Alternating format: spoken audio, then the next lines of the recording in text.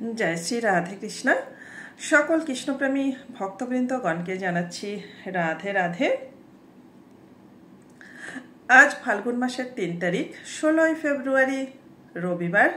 प्रतिदिनेर मतो आजও सन्ध्याबेला बसे पड़लाम पाठ करते।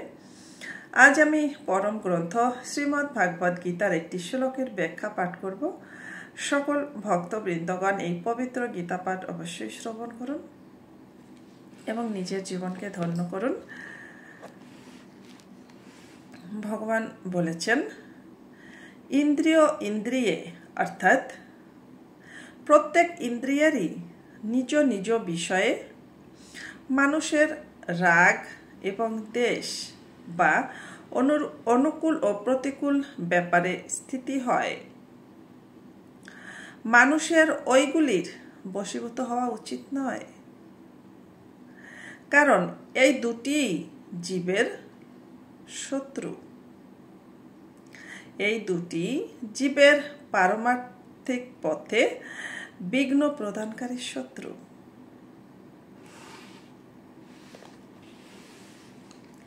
প্রত্যেক ইন্দ্রিয়ের প্রতিটি বিষয়ের রাগ দেশ পৃথক পৃথক জানাবার জন্যই এখানে ইন্দ্রিয়স্য পদটি দুবার ব্যবহৃত হয়েছে। তাৎপর্য হচ্ছে এই যে প্রত্যেক ইন্দ্রিয়ের যেমন চক্ষু, কর্ণ, নাসিকা, জিহ্বা ও ত্বকের প্রতিটি বিষয়ে রূপ, শব্দ, গন্ধ, রস ও স্পর্শ অনুকূল ও প্রতিকূলতায় মানুষের রাগ দেশ স্থিত হয়ে থাকে। ইন্দ্রিয়ের কোনো বিষয়ে অনুকূল ভাব হলে মানুষের সেটির উপর রাগ বা আসক্তি জন্মায় এবং প্রতিকূল মনোভাবে ওই বিষয়ে দ্বেষ হয়।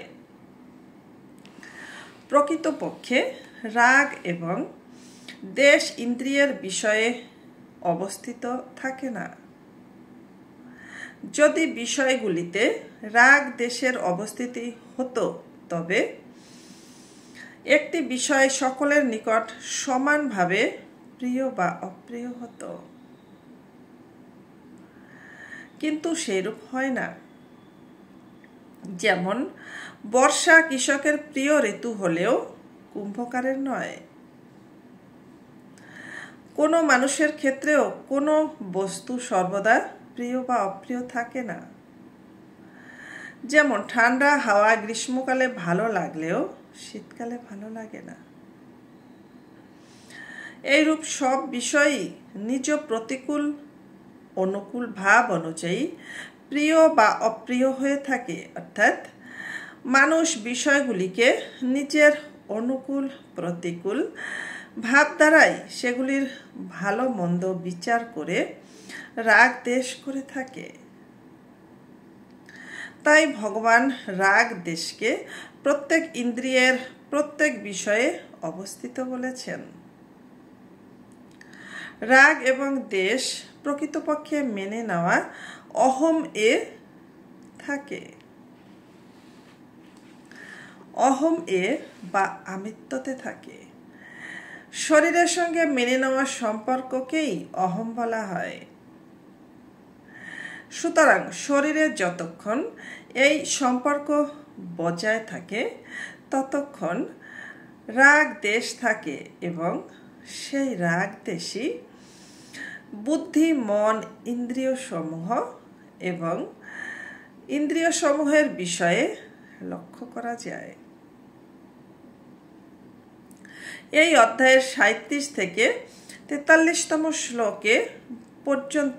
শ্লোক পর্যন্ত ভগবান এই রাগ দেশকেই কাম এবং ক্রোধ নামে অভিহিত করেছেন। রাগ এবং দ্বেষই স্থূল রূপে হলো কাম। রাগ এবং দ্বেষই স্থূল রূপে হলো কাম এবং ক্রোধ। 40তম শ্লোকে বলা হয়েছে যে এই কাম ইন্দ্রিয় সমূহ মন এবং বুদ্ধিতে অবস্থান করে। বিষয়ের ন্যায় এগুলিতে কাম প্রতীত হওয়ায় ভগবান এগুলিকে কাম এর নিবাস স্থল বলে জানিয়েছেন। বিষয়ে রাগ দেশ প্রতীতি মাত্র। ইন্দ্রিয়সমূহ মন ও বুদ্ধি এগুলি কেবল কর্ম করার কারণ বা যন্ত্র। এগুলিতে কাম ক্রোধ বা রাগ দেশ কোথায়? তাছাড়া দ্বিতীয় অধ্যায়ের 59তম শ্লোকে ভগবান বলেছেন যে ইন্দ্রিয় সহযোগে বিষয়কে গ্রহণ না করলে বিষয়ভোগ যে ইন্দ্রিয় নিবৃত্ত হয়, ইন্দ্রিয় সহযোগে বিষয়কে গ্রহণ না করলে বিষয়ভোগ নিবৃত্ত হয় বটে, কিন্তু অন্তর্স্থিত রাগ নিবৃত্ত হয় না। পরমাত্মার সাক্ষাৎ পেলে এই রাগ বা আসক্তি নিবৃত্ত হয়ে যায়।